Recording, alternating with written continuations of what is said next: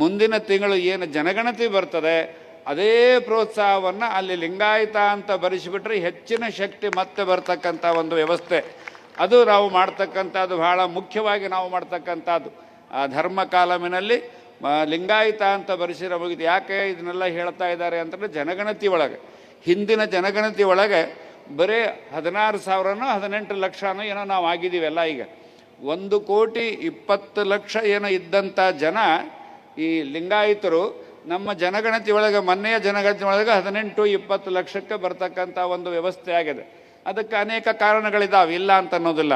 ಅದೆಲ್ಲವನ್ನು ಅವರು ಮುಂದೆ ಬೆಂಗಳೂರಿಗೆ ಹೋದ ಮೇಲೆ ಅದನ್ನು ಹೇಳ್ತಕ್ಕಂಥ ಒಂದು ವ್ಯವಸ್ಥೆಯನ್ನು ಮಾಡ್ತಾರೆ.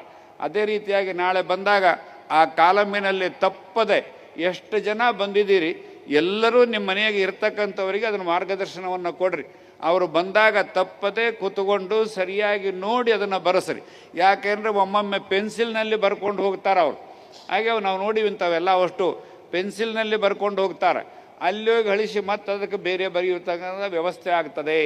ಅದಕ್ಕೆ ನೀವು ಅಲ್ಲಿ ಸಹಿ ಮಾಡಿರ್ತೀರಿ, ಅವರು ಪೆನ್ಸಿಲ್ನಲ್ಲಿ ಬರ್ಕೊಂಡಿರ್ತಾರೆ, ಅದನ್ನು ಅಳಿಸುವಂಥ ವ್ಯವಸ್ಥೆ ಇರ್ತದೆ.